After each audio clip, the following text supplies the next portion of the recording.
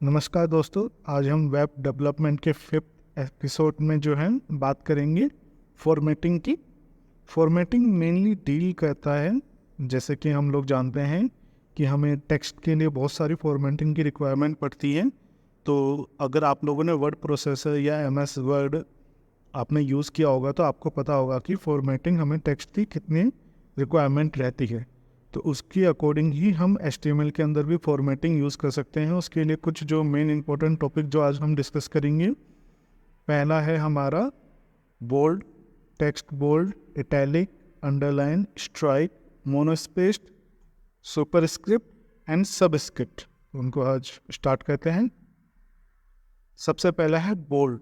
Bold text क्या होता है कि मान लीजिए अगर हमें कोई टेक्स्ट नॉर्मल लिखा हुआ है और उसके बीच में हमें उसको बोल्ड करना हो।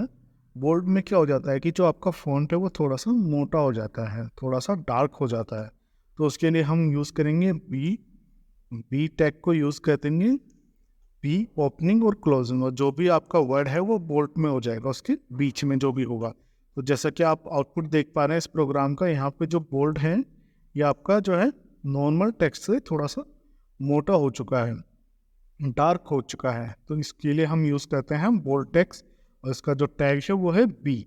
तो ओपनिंग और क्लोजिंग टैग्स के बीच में जो भी हम वर्ड या सेंटेंस लिख देंगे वो एज इट इज बोल्ड में हो जाएगा।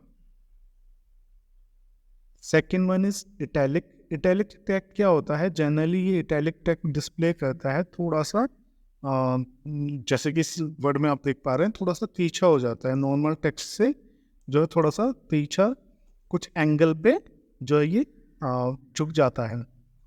इसको हम बोलते हैं इटैलिक टेक्स्ट। इटैलिक टेक्स्ट में हमारा आई टैग को यूज़ किया जाएगा। जो भी वर्ड आपको इटैलिक करना होगा वो उसके बीच में हम लिख देंगे ओपनिंग और क्लोजिंग के। Next one is underline.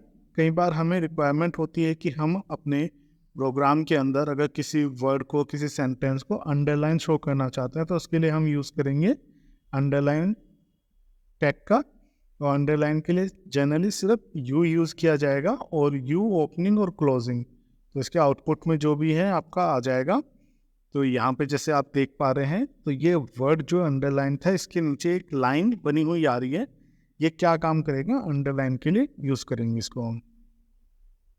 Then next one is strike text. Strike text में क्या हो जाता है? ये स्ट्राइक थ्रू के लिए होता है। आपको एक वर्ड के बीच में, किसी भी लेटर के बीच में सेंटर में एक लाइन ड्रॉ हो जाएगी।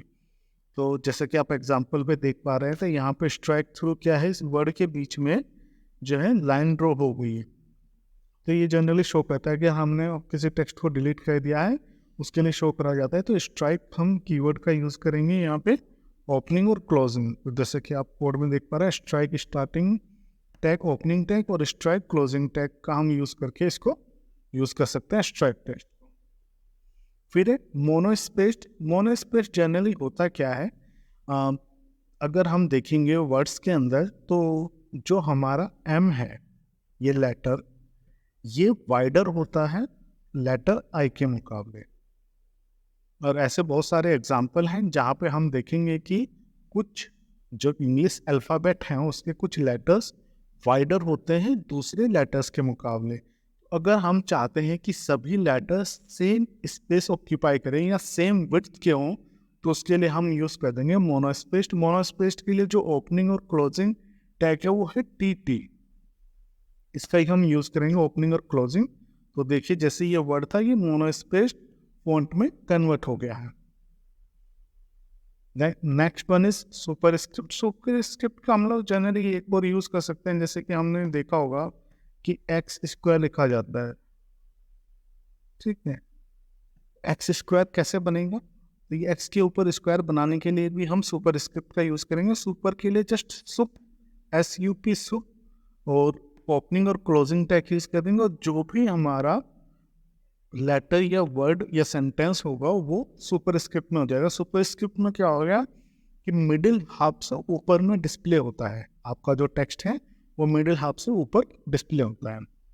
इसी तरह से सबस्क्रिप्ट। सबस्क्रिप्ट में क्या है जनरली हम लोग यूज़ करते हैं? तो सबस्क्रिप्ट में क्या है, मान लीजिए आपका टेक्स्ट है तो इसके लिए फॉर्मूला, केमिकल फॉर्मूला होता है, या फिर आप नंबर बनाते हैं। तो जैसे x2 हो गया, तो x2 बनाना है तो इसके लिए ये जो 2 है हमारा सब पार्ट में आना चाहिए। तो सब स्क्रिप्ट हम यूज़ करेंगे। इसके लिए जो कीवर्ड यूज़ किया जाएगा टैग SUB सब, तो सब स्क्रिप्ट के लिए हो गया। तो सब से क्या हो जाएगा, ओपनिंग और क्लोजिंग टैग लग देंगे, और बीच में जो भी टेक्स्ट आप लिखेंगे, टेक्स्ट फॉन्ट लेटर जो भी आप लिखेंगे वो सब स्क्रिप्ट में चला जाएगा। सेकंड हाफ में मीन्स मिडिल से नीचे वाले पोर्शन में वो शिफ्ट हो जाता है। Then inserted text and deleted text. Inserted text और डिलीटेड टेक्स्ट ये आपको ऐसे ही लगेगा जैसे स्ट्राइक थ्रू और अंडरलाइन। तो जैसे कि मैंने यहाँ पे थोड़ा सा चेंज किया है, I want to drink cola, cola को मैंने डिलीट किया, दैट इज डिलीट।